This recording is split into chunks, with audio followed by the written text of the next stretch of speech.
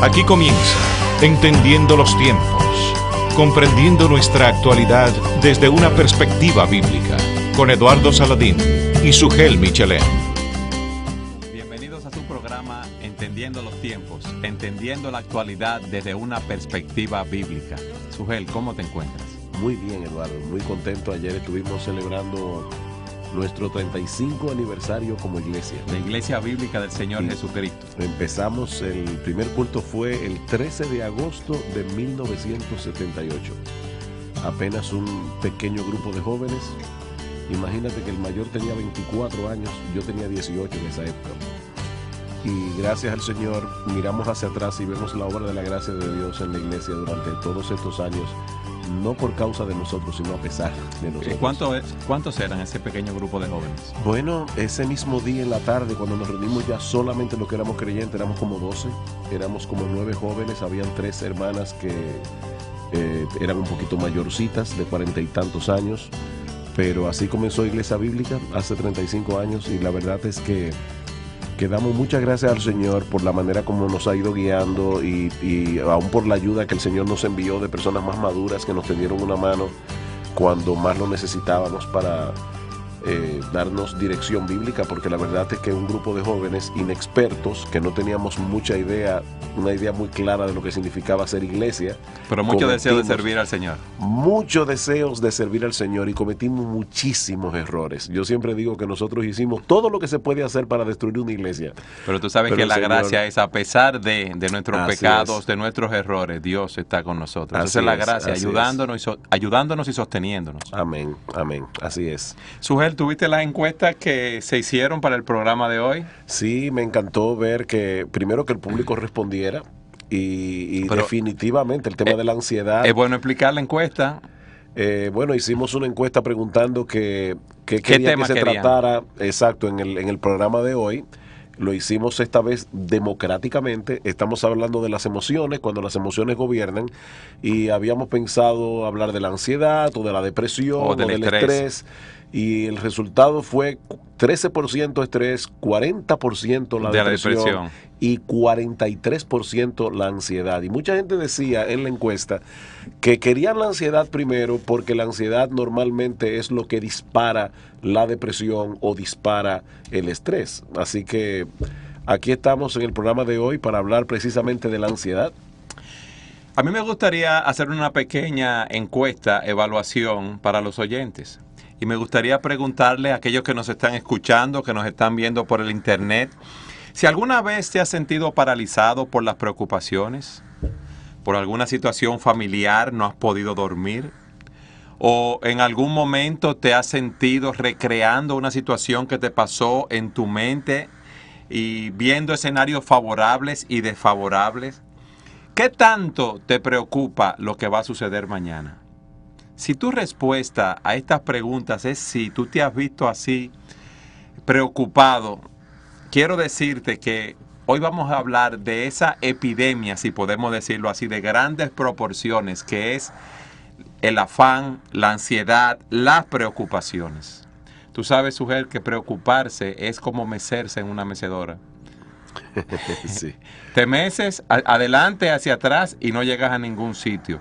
Por eso debemos entender bíblicamente lo que son las preocupaciones, porque todos nosotros en un momento u otro de nuestras vidas nos hemos visto llenos de ansiedad, llenos de preocupación. Y algunas personas piensan que este asunto del estrés, de la ansiedad, es como un mal moderno. No, el Señor Jesucristo en el Sermón del Monte habló bastante acerca de la ansiedad y en forma de imperativa, como un mandato, dijo que no debíamos estar ansiosos. Uh-huh. En ese sentido, nosotros tenemos que entender que el hombre sigue siendo el mismo. Tal vez en la época del Señor, las cosas que causaban ansiedad eran muy diferentes a las que causan ansiedad en el día de hoy. En la época del Señor, nadie tenía la preocupación de que un pirata cibernético o un virus podía dañarle el disco duro de su ordenador personal, como dicen en España, o la computadora, como decimos nosotros. Pero es el mismo hombre, con el mismo proceso de pensamiento que lo lleva a la ansiedad. Es así. Tú sabes que el diccionario de la lengua española define la ansiedad de la siguiente manera. el estado mental que se caracteriza por una gran inquietud, una intensa excitación y una extrema inseguridad. La Biblia nos dice a nosotros que por nada debemos estar afanosos, y la palabra que utiliza allí es el tener una perturbación. Lo que hacen las preocupaciones en nosotros nos dividen, nos separan, no nos dejan concentrarnos. Por eso tenemos que aprender a manejar la ansiedad desde un punto de vista bíblico. De hecho, es interesante que nuestros amigos sepan que la palabra ansiedad que aparece en la Biblia, en el texto original en griego, significa precisamente división. La ansiedad nos divide. Es como tú querer No nos deja estar solucionar un tranquilos. problema, pero todas tus energías están yendo para un lado y para otro, y al final de cuentas te estás haciendo más improductivo. O sea, la ansiedad no te vuelve productivo, la ansiedad te divide. Dice un autor que la ansiedad es un fallo de relacionar nuestra situación actual con la suficiencia de Dios para Exactamente. ayudarnos, no importa cualquier situación en la cual nos encontremos. Fíjate lo que pasa. Sucede un evento que nos preocupa y lo que queremos hacer es resolverlo en nuestras propias fuerzas, o pensar que nosotros estamos obligados a resolverlo en nuestras propias fuerzas, y nos olvidamos de Dios y de la suficiencia que Él nos da, y por eso empezamos a preocuparnos. Y debemos estar apercibidos de esta realidad. Pero es muy bueno distinguir, Sugel, que no siempre el estar preocupados es malo. Es pecaminoso, exactamente. Un padre puede preocuparse por la salud de sus hijos. Podemos preocuparnos por nuestra salud, también por las finanzas de la familia, por tener un seguro médico. Ahora, esta preocupación no puede dividir nuestra mente. Hay personas que piensan, no, entonces yo no me voy a preocupar por nada, yo no voy a planificar nada, y no es así. O sea, la respuesta a la ansiedad no es la apatía. No. Porque la Biblia no dice de ninguna manera que debemos ser apáticos, o como algunas personas dicen, tenemos que tener resignación. No, la Biblia no nos llama en ninguna parte a tener resignación. La resignación es una respuesta pagana, porque es como decir, yo no puedo hacer nada por el destino. ¿Sabe que hoy, cuando venía para la oficina, me encontré con quizás en otros países eso no es costumbre, pero en República Dominicana los carros, los camiones, le ponen letreros en el parabrisas, y venía precisamente detrás de uno, y lo copié aquí, que decía, no te tomes tan en serio la vida, al fin y al cabo no saldrás vivo de ella. Y dije, wow, eso está buenísimo para el programa de hoy, porque eso no es lo que la Biblia manda. No. O sea, nosotros sí debemos tomar en serio la vida. Y sí debemos preocuparnos por ciertas cosas. Por los hermanos de la La iglesia, iglesia, por nuestra familia. Pablo dice que sobre él se agolpaba cada día la preocupación por las iglesias. Ahora, ¿dónde está el balance en tener la preocupación que te lleve a ser responsable sin que al mismo tiempo pierdas de vista a Dios? O sea, el balance bíblico está en tú tener suficiente preocupación por las cosas de las que debes preocuparte, que son tu responsabilidad o la mía, y hacer lo que tenemos que hacer en nuestra responsabilidad, pero sin perder de vista a Dios. Déjeme poner un ejemplo bíblico que se puede aplicar de muchísimas maneras. Cuando el Señor habla del afán y la ansiedad en Mateo capítulo 6, uno de los ejemplos que Él pone son las aves de los cielos. Dice, mirad las aves del cielo, que no siembran, ni ciegan, ni recogen en graneros, y vuestro Padre Celestial las alimenta. ¿No valéis vosotros mucho más que ellas? Ahora fíjate, Eduardo, las aves del cielo no están sentadas debajo de una mata con las piernitas cruzadas esperando que Dios le mande los gusanos del cielo. No. Ellas usan el instinto que Dios le dio para buscar el gusano y alimentarse de ellos. Ellas no tienen un banco de gusanos, a ellas no le preocupa si Wall Street los gusanos van a estar más cotizados o menos cotizados. Ellas no le preocupa eso. A las aves no les da estrés, porque ellas saben que nuestro Padre Celestial las alimenta. Dios no es el Padre de las aves, es el Padre nuestro. Sin embargo, las aves tienen que escarbar para buscar el alimento, las aves tienen que ir de un lugar a otro para alimentarse. O sea que lo contrario al afán y la ansiedad no es la vagancia, no es la pereza, no es la irresponsabilidad, no es la apatía, es ser diligentes, pero confiados en que los resultados finales están en la mano del Señor. Es como dice el refrán, Dios da a cada ave su alimento, pero no se lo echa en el pico. Exactamente. Ella se está moviéndose continuamente. Ahora, habiendo visto, Sugel, lo que es la ansiedad, es bueno que analicemos para que nuestros oyentes y televidentes puedan entender cuáles son las causas de la ansiedad y ellos puedan identificar qué los pone ansiosos. Por ejemplo, la provisión diaria, el tener que producir para mantener nuestra familia. ¿Y si pierdo mi empleo? Hay personas que viven pensando así. ¿Y si me enfermo y no puedo trabajar? ¿Y si hacen una reducción de personal? ¿Y si no me aumentan el sueldo en los próximos aumentos que vienen? Y viven preocupados por esa provisión. ¿Y qué nos dice la Escritura? Bueno, en el texto de Mateo que acabamos de leer, cuando el Señor dice, por tanto os digo, no os afanéis por vuestra vida. ¿Qué habéis de comer o qué habéis de beber? Dios provee para nosotros y nosotros tenemos que hacer nuestra parte. Pero fíjate, Eduardo, que el Señor está mencionando aquí aquellas cosas que son de primera necesidad, que son las que normalmente las personas dicen, ¿y cómo tú quieres que yo no esté ansioso si yo tengo que ponerle un plato en la mesa a mis hijos cada día? O tengo que proveerle de ropa. Ahora, por ejemplo, cualificar que un plato en la mesa no es un plato vacío, es un plato con comida. Un plato de comida. Sí. Ahora comienzan las clases. Ya tú y yo tenemos, gracias al Señor, todos nuestros hijos están en otra etapa de la vida, ¿verdad? Pero aquellos que tienen niños pequeños o que tienen niños en edades escolares o jóvenes están preocupados porque hay que comprar los útiles escolares, hay que comprarle uniforme, hay que darle merienda todos los días durante el tiempo que dure el año escolar. Definitivamente esos son gastos. Pero el Señor está mencionando aquí cosas que son de vital importancia para la vida del ser humano: la comida, la bebida, el vestido, y Cristo dice, no os afanéis por esas cosas, que son de primera necesidad. Y por supuesto, si yo no debo afanarme ni por lo que voy a comer, ni por lo que voy a beber, vuelvo y repito, no estamos diciendo que no nos preocupemos por eso, estamos diciendo no nos afanemos, no estemos ansiosos por esas cosas. Si yo no debo estar ansioso por esto, mucho menos, Eduardo, debo estar ansioso porque yo quiero que mi camisa sea marca tal, o mis zapatos sean de tal tipo, o manejar un carro. Exacto, yo quiero un Rolex, o yo quiero andar en un automóvil que sea más representativo. Si yo no debo afanarme ni por la comida ni por la bebida, mucho menos debo afanarme por esas otras cosas. Entonces nosotros debemos preocuparnos por la provisión diaria y hacer lo que está a nuestro alcance, siendo diligentes, siendo cautos, para proveer para nuestra familia, pero también tenemos que depender de Dios. Exactamente. Pero quizás hay alguien que nos está escuchando, nos está mirando a través de la red y dice, mi problema no es ese.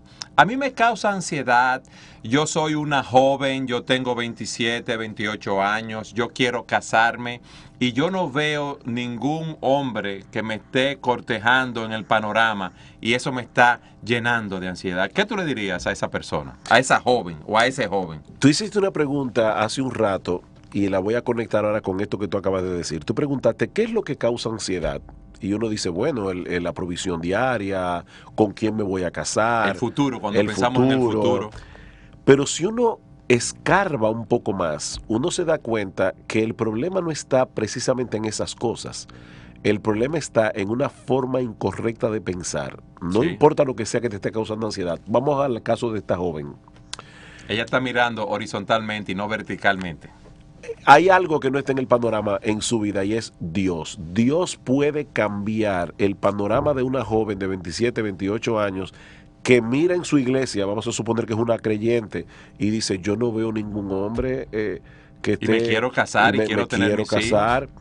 Yo voy a poner un ejemplo bíblico, pero de verdad que pudiera poner varios ejemplos personales. No lo voy a hacer para cuidar la privacidad de ciertas personas a quienes yo conozco, pero yo puedo mencionar casos concretos. Un ejemplo bíblico, Rebeca. Rebeca está en la casa de Labán, su hermano, y no hay nadie a su alrededor que sea de la familia de la fe. Vivía en una región pagana. Ella no sabía que 800 kilómetros lejos de donde ella vivía había un hombre llamado Abraham que le estaba encargando a su siervo, búscame una esposa para mi hijo. Y el siervo de Abraham llega a la casa de Labán, se encuentra con Rebeca y todos conocemos la historia bíblica, está en Génesis 25, 26. Ahora, lo interesante de esa historia, Eduardo, es lo siguiente. Génesis 26 es, Vamos a suponer, yo no sé qué día de la semana fue que llegó el siervo de Abraham, pero vamos a suponer que fue un lunes. El domingo, Rebeca no tenía absolutamente ninguna posibilidad de casarse. No había ningún pretendiente a 800 kilómetros a la redonda. Conforme a sus ojos carnales. Exactamente. El martes ya ella estaba dirigiéndose a encontrarse con el que iba a ser su esposo, Isaac.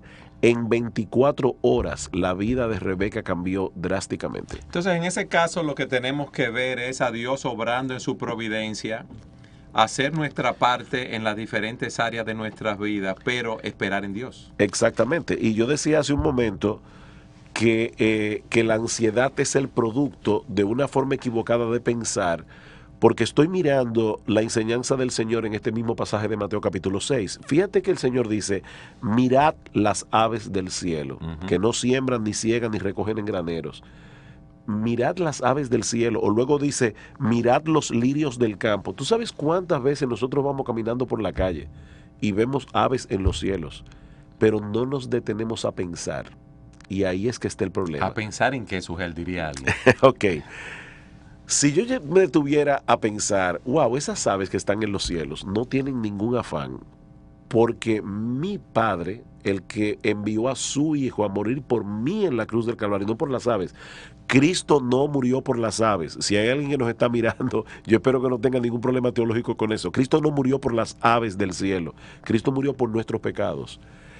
Y en ese sentido, lo que el Señor está diciendo es, si mi Padre y vuestro Padre alimentan las aves de los cielos, ¿no hará mucho más a vosotros, hombres de poca fe? Yo quisiera que, sobre todo si es una mamá que nos está mirando, yo quisiera ponerla a pensar en esto. Mamá, imagínate que tú estás en el patio de tu casa, hay algunas personas que tienen palomares o que echan maíz y los pajaritos vienen al patio porque les gusta eso. Imagínate, mamá, que me estás mirando o que me estás escuchando por Radio Eternidad, que tú estás en el patio de tu casa y estás echándole maíz a las aves y vienen aves a comer el maíz. Y de repente tu niño de 10 años se te coloca al lado y te dice, mami, a mí me da una envidia cuando yo te veo alimentando a las aves, porque yo siempre vivo con el temor de que un día tú me vas a dejar morir de hambre. Yo estoy seguro que esa mamá va a reaccionar y va a decir, pero mi hijo, ¿y cómo tú puedes pensar que yo soy capaz de alimentar esos pájaros en el cielo y dejarte a ti, que eres mi hijo, que saliste de mis entrañas, dejarte a ti morir de hambre? Pero eso es exactamente, Eduardo, lo que nosotros hacemos todos los días con Dios. Pero eso es lo que decíamos, Sugel. Nosotros nos ponemos ansiosos porque no podemos relacionar nuestra situación actual con la suficiencia de Dios para proveer para mí. Pero algún televidente, algún oyente puede decir, ay, qué bueno, yo mañana tengo que comprar los útiles escolares. Sí, el uniforme. Tengo que pagar los libros para 3 hijos, buscar X cantidad de dinero. Yo no tengo un centavo y tengo que pagar por adelantado la matrícula del colegio y el primer mes y no tengo un centavo.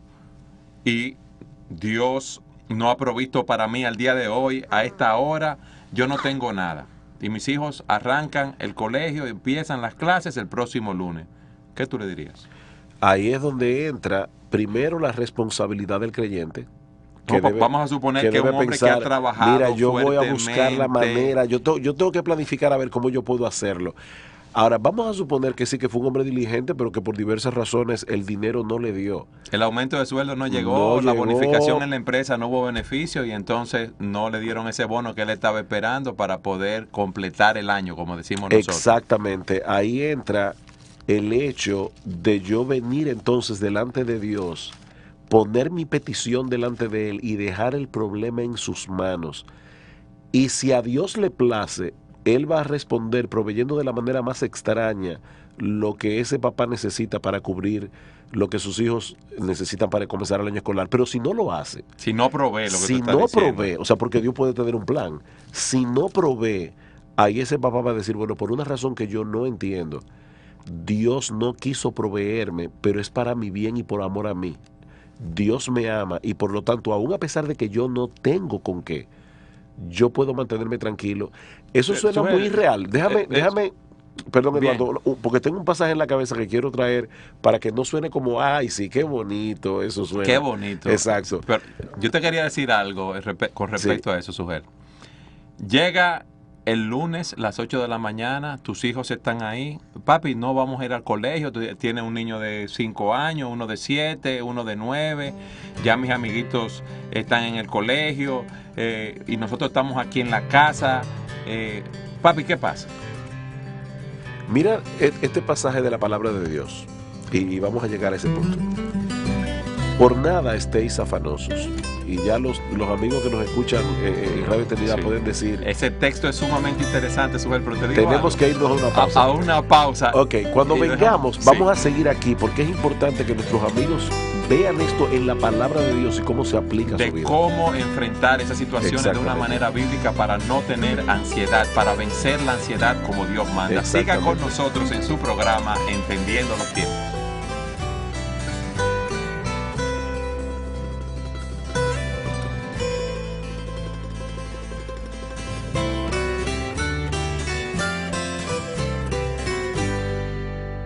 Sujel, decíamos en nuestro segmento anterior que si un padre no ha podido conseguir el dinero para comprar los útiles escolares, los uniformes, pagar la inscripción de su hijo en el colegio, puede sentirse ansioso.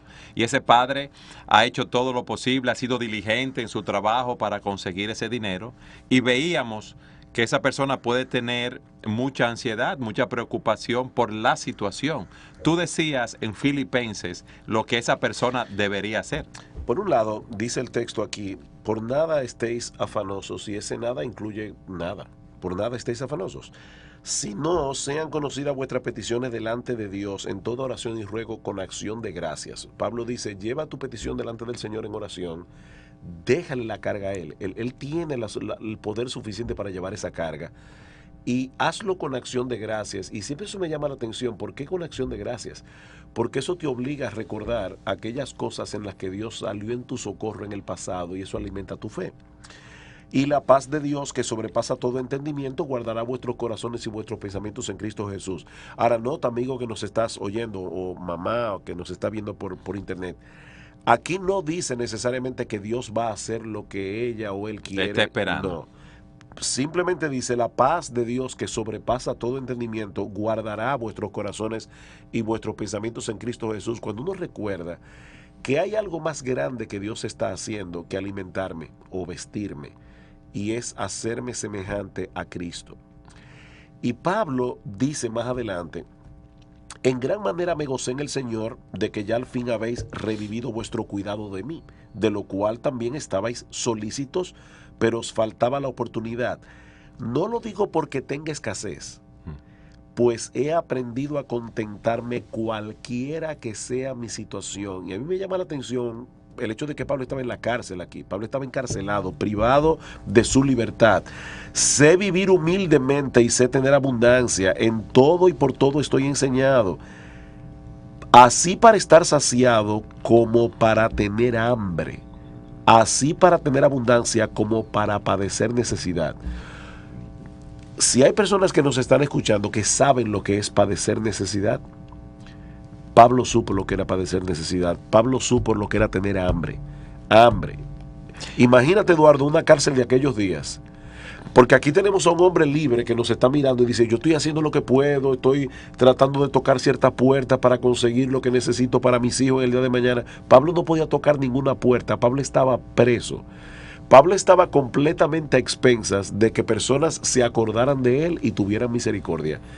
Y Pablo pasó hambre en ese encarcelamiento. Sí, pero alguien que nos está escuchando, Sujel, puede decir, pero yo no tengo la fe de Pablo. Mira, yo tengo días que no duermo pensando en mis muchachitos que no van a poder ir al colegio, que no van a poder prepararse para enfrentar el mañana. Decía Martin Lloyd-Jones que tener fe es pensar correctamente. Dice, tener fe es pensar correctamente. No, yo creo que el problema nuestro otra vez es que nos dejamos abrumar por nuestros propios pensamientos. No es que no tenemos tanta fe. Porque acuérdate, Eduardo, y es bueno que los amigos lo sepan también, que nuestra vida cristiana no depende del tamaño de nuestra fe, depende del tamaño de Dios. De hecho, otra vez lo hemos dicho aquí en el programa, a veces seguramente te ha pasado a ti que una persona que está muy ansiosa viene a tu oficina o viene a hablar contigo y te dice, oye, Eduardo, estoy súper abrumado, yo no sé qué hacer, mira esta situación que se me ha presentado, estoy en este problema. Y muchos cristianos lo que hacen es tratar de minimizar el problema de esa persona. No, pero eso no es nada, tú vas a ver que...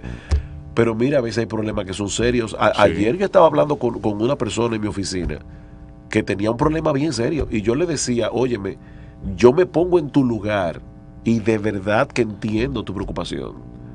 Yo no voy a minimizar tu problema, porque no es minimizar el problema lo que soluciona el asunto, es magnificar a Dios. Y es interesante, Sujel, en el texto que tú leías de Filipenses 4:6, cuando decía, por nada estéis afanosos, si no sean conocidas vuestras peticiones delante de Dios, con toda oración y ruego. La palabra que se utiliza como oración es cuando tú estás preocupado por algo, ve a la presencia de Dios, pero no entres a la presencia de Dios inmediatamente llevando tus peticiones, lo que te preocupa, sino adora a Dios. Adora a Dios por quien Él es, Sí.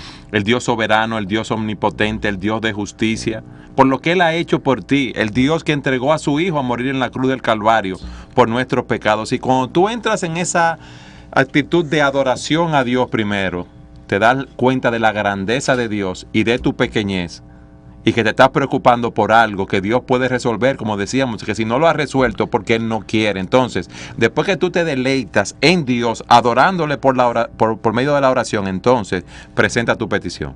Señor, Exactamente. yo estoy preocupado por esta situación. Yo no he podido conseguir el dinero para pagar los útiles de mi hijo en el colegio, pero gracias por esta situación, porque yo sé que tú estás obrando y que esto va a obrar para mi bien, en mi vida. Tú Sí. estás ahí actuando por fe y no por vista, porque si es por vista, los niños no van a ir al Exacto. colegio, pero si es por fe, estás Sí. confiando en Dios. Yo creo que el problema radica en el hecho de que las personas se convencen a sí mismas de que tienen razón para estar ansiosos. Y yo no estoy hablando aquí por otras personas, estoy hablando por mí. Yo recuerdo perfectamente en una ocasión que yo tenía como pastor, mira, por cosas que tenían que ver con la obra del Señor, ni siquiera eran cosas personales.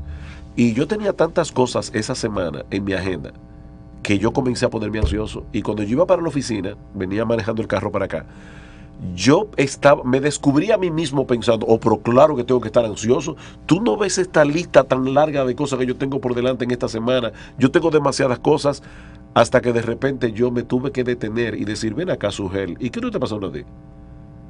¿Tú estás pensando mal? Tuviste que hablarle a tu alma. Yo tuve que hablarle a mi alma. Hay una escena muy famosa de la vida de Lutero, cuando Lutero está preocupado por el avance de la reforma en Alemania, nada más y nada menos. No era ni siquiera por un plato de comida, era por algo tan trascendental Por la obra como de la Dios. obra de Dios, la reforma. Y estaba sumamente ansioso. Y Catalina von Bora, su esposa, se vistió de negro. Y Lutero le pregunta, ¿y por qué estás vestida de negro? Y Catalina le responde, porque estoy de luto. ¿Y quién se ha muerto? Y ella le responde, Dios. Y ella le dice, pero ¿cómo tú dices una blasfemia de esa magnitud? Dios no puede morir, Él es Dios. Y Catalina muy sabiamente le dijo, y si Dios no está muerto, ¿por qué tú estás así?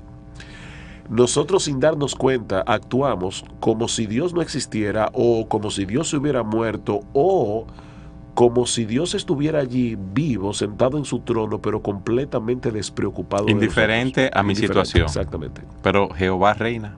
Jehová reina. No cae un pajarillo del aire, ni un cabello de nuestras cabezas, si Dios Sin no lo la permite. voluntad de Dios. Entonces, fíjate una cosa, Suel, qué interesante. Para yo tratar con la ansiedad y la preocupación en mi vida, yo en vez de estarme quejando, debo hacer lo que esté a mi alcance para solucionar mi situación o hablarle a mi alma. Entonces debo también involucrarme con Dios para ver qué Él está haciendo en mi vida. Porque si Dios es soberano, si Él es el Señor de la providencia y Él está en control, Él está obrando en mi vida para formar a Jesucristo en mí. Entonces, en vez de empezar a ponerme ansioso, a preocuparme, debo colaborar con Dios, Exactamente. buscando cómo resolver esa situación, porque tú sabes lo que nosotros hacemos, nos mecemos en la mecedora de la preocupación, vienen los dolores de cabeza, viene la úlcera, viene el insomnio, problemas de la piel, muchos trastornos y no resolvemos nada. Inclusive hay personas que tienen problemas conductuales, hay personas que ante esa situación empiezan a usar drogas, empiezan a tomar pastillas para poder dormir, a beber alcohol, en vez de depender de Dios. Y esa es la situación. Incluso hay personas que han caído en adulterio, Eduardo, porque se han encontrado en medio de esa presión que siente con una persona que parece darle Y que lo comprende. Que lo comprende. Sí. Y tú sabes Tiene cuántos un oído hombres dispuesto. y mujeres han caído en adulterio por esa razón. Ahora, tú mencionaste algo importante y es el hecho de que la ansiedad, primero es un mal espiritual, evidentemente, pero por esa interrelación que hay entre el alma y el cuerpo, la ansiedad afecta al hombre y a la mujer físicamente. Fíjate que en Proverbios capítulo 3 dice: fíate de Jehová de todo tu corazón, no te apoyes en tu propia prudencia, reconócelo en todos tus caminos y él enderezará tus veredas. No seas sabio en tu propia opinión, apártate del mal, teme a Jehová, porque será medicina a tu cuerpo y refrigerio para tus huesos. Hay una conexión tan estrecha entre el cuerpo y el alma, que tú estás ansioso en tu alma, es algo espiritual, pero eso te da úlceras, eso te puede dar un problema cardíaco, causa muchísimo trastorno físico. Y a nivel espiritual, mira, no solamente físico y conductual, dice la Escritura que la ansiedad ahoga la palabra de Dios. Oye lo que dice: el que fue sembrado entre espinos es el que oye la palabra, pero las preocupaciones de este siglo y el engaño de la riqueza, ¿qué hacen? Ahogan la palabra. Y se hace infructuosa, o sea, nos hace improductivos también. Imagínate ese hermano oyendo un sermón tremendo en su el iglesia. Domingo y el lunes tiene que mandar a los muchachos al colegio y no ha podido pagar exacto, ni comprar y él los está útiles. sentado ahí en su silla, el predicador está predicando y él está pensando: ¿y de dónde yo voy a sacar el dinero? Él se pasa todo el sermón, él no escuchó nada, la palabra de Dios se ahogó porque él estaba tan preocupado por estas cosas que no prestó atención, y tal vez, quién sabe, si era de Mateo 6 que estaba predicando el hombre, es así, que él iba a hacer bien a su alma en ese sentido. Aparte de que otra vez estamos en el mismo punto de la mecedora, la ansiedad es improductiva, no te ayuda a buscar ese dinero que tú necesitas para hacerle bien a tus hijos o a resolver el problema que tú tienes. Yo recuerdo también una historia verídica que escuché de un profesor en el seminario, que él tenía un amigo que tenía que salir en un tren, era en Europa, tenía que salir en un tren a las 4 de la mañana. Él pone el despertador, pero él se acuesta pensando: yo sé que el despertador no va a sonar, yo sé que el despertador no va a sonar. Obviamente estuvo tan ansioso que no pudo dormir la noche entera. Finalmente suena el despertador a las 4 de la mañana y este individuo sintió tanto alivio que se quedó dormido. O sea que toda esa preocupación no lo dejó dormir y al final de cuentas lo hizo perder el tren. La ansiedad es improductiva, no te ayuda absolutamente en nada. Entonces debemos enfocarnos en nada bueno, perdón. Sí, en ver cómo vencer la ansiedad. Lo primero que debemos hacer es mirar a Dios. Mirar a Dios. Mirar al Dios soberano que está obrando en nuestras vidas. Lo segundo, debemos hacer nuestra parte nosotros. No es cumplir con nuestras responsabilidades que tenemos aquí, porque fíjate, cuando uno actúa mal, uno siente un cargo de conciencia. Por ejemplo, una persona que no estaba trabajando, siendo eficiente y productivo en su trabajo, y lo cesan de su trabajo, lo expulsan de la compañía donde trabajaba. Claro.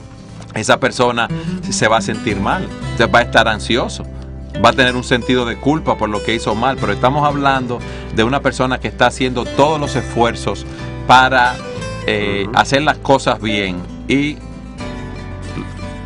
una reducción en la compañía de trabajo, pierde su trabajo. ¿Qué tenemos que hacer? Ver a Dios obrando en nuestras vidas. Pero vamos a seguir hablando en nuestro próximo segmento de cómo vencer el afán y la ansiedad. Siga con nosotros en su programa Entendiendo los Tiempos.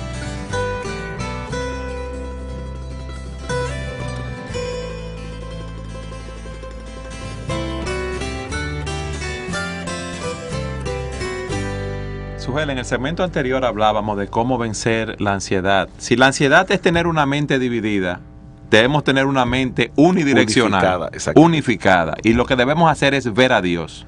Fíjate lo que dice el salmista en el Salmo 91. El que habita al abrigo del Altísimo morará bajo la sombra del Omnipotente. Diré yo a Jehová: esperanza mía y castillo mío, mi Dios en quien confiaré. Él te librará del lazo del cazador, de la peste destructora, con sus plumas te cubrirá. ¿Qué está diciendo el salmista aquí? Que no importa lo que pase, Dios es su protección, Dios es su refugio cuando él sienta temor, cuando él sienta ansiedad. Ahora, ¿por qué él tiene que decirle eso a su alma? Porque esos pensamientos inquietantes vienen continuamente a nuestra mente. Como flechas. Sí, porque cuando uno ve una situación que se presenta, una enfermedad que puede ser incurable, ¿qué viene a uno? Nuestra primera tendencia como seres caídos, ¿qué es? La ansiedad. La ansiedad, el empezar a preocuparnos, y como nos creemos que somos dioses autosuficientes, ¿qué hacemos inmediatamente? Oramos, Sujel. No, uno comienza, yo voy a hacer esto, y voy a hacer esto, y voy a buscar aquí, voy a buscar allá, y yo voy a buscar tal médico, y yo voy a resolver el problema. Empezamos a hacer, como decimos nosotros, los amarres del lugar. Ahora, eso que tú has dicho es importante. Lo que se dispara primero en medio del problema generalmente es la duda, no la fe.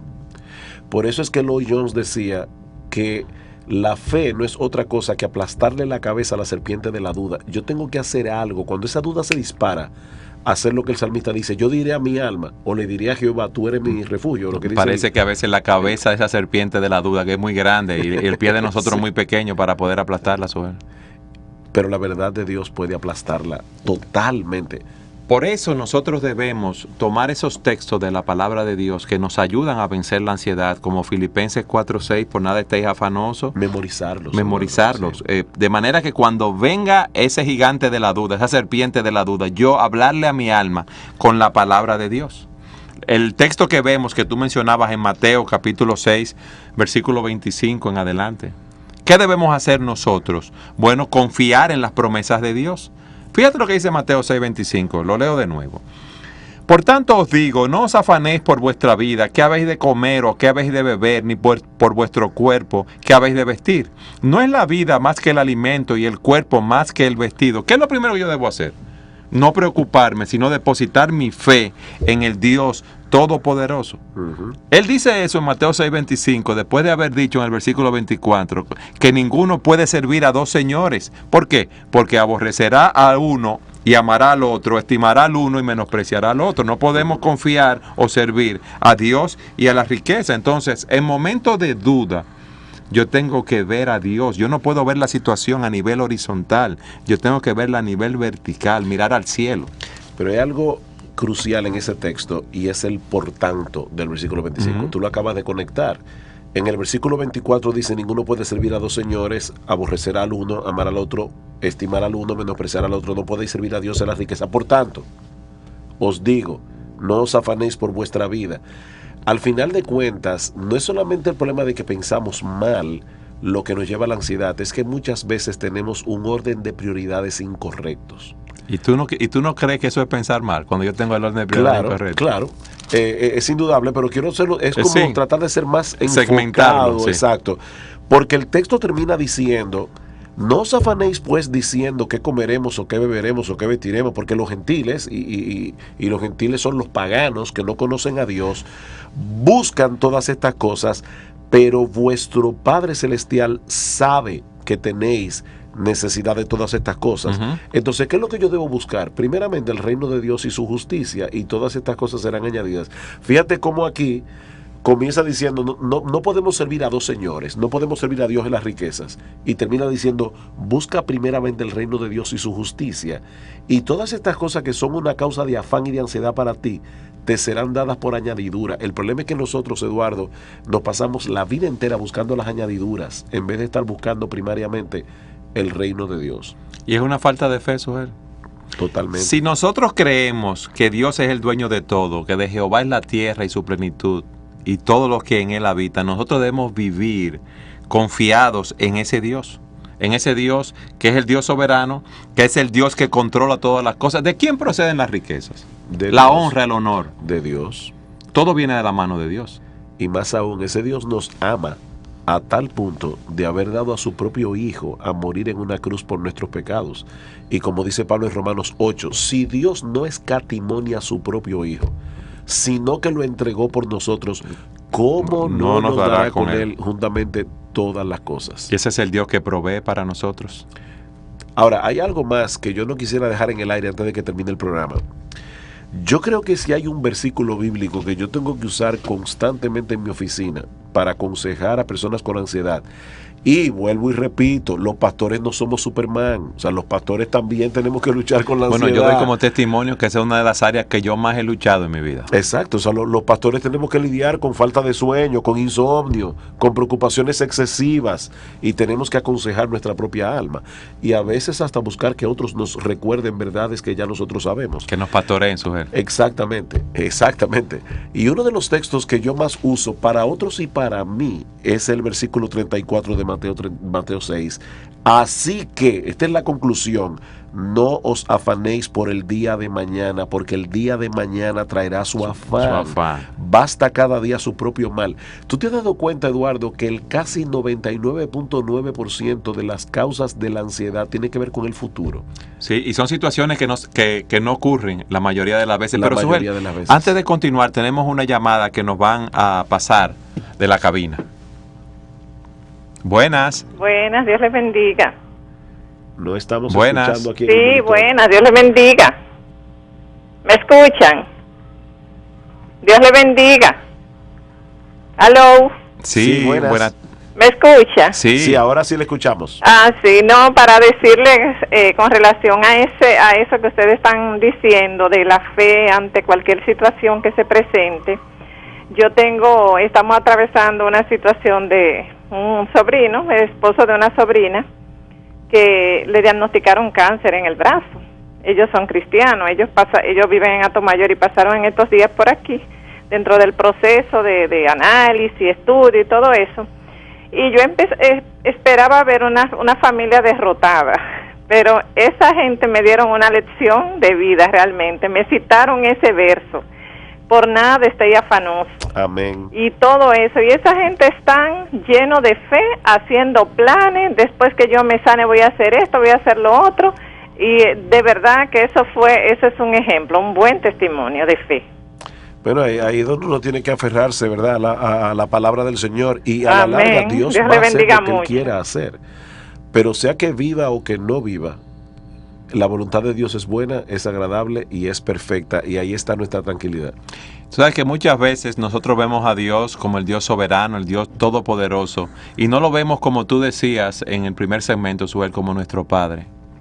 Nuestro Padre que nos cuida, nuestro Padre que no quiere vernos sufrir, pero sí sabe lo que nos conviene para Claro. formar a Jesucristo en nosotros.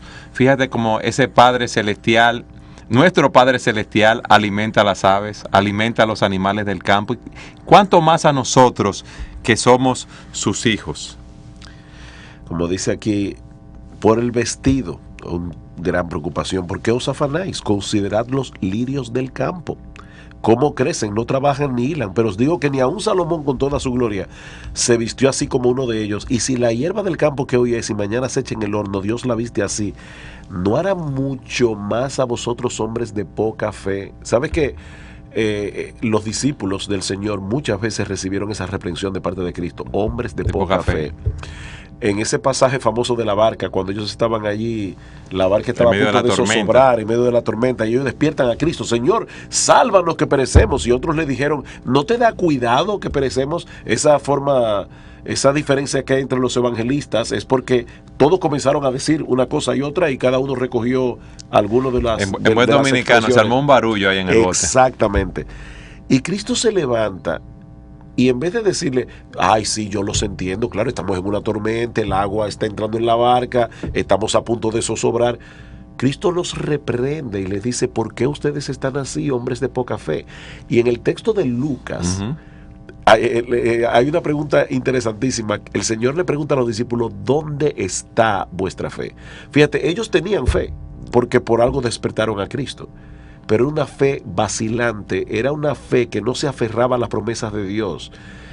Y Cristo les dice: ustedes tienen fe, ¿qué hicieron con ella? Esa es la parte donde yo te decía hace un momento, que a veces los creyentes creen que la fe se va a activar sola, automáticamente. No, tú activas la fe cuando tú piensas correctamente, llevando tus pensamientos a la palabra de Dios. Y apropiándote de esa promesa, dándola como ciertas y reales. Exactamente. No dudando, Suhel, apropiándonos de esas promesas. De hecho, en el famoso pasaje de Filipenses, nosotros no terminamos de leer el texto completo. Pablo dice: luego de hablar de que la paz de Dios, que sobrepasa todo entendimiento, guardará vuestros corazones y vuestros pensamientos en Cristo Jesús.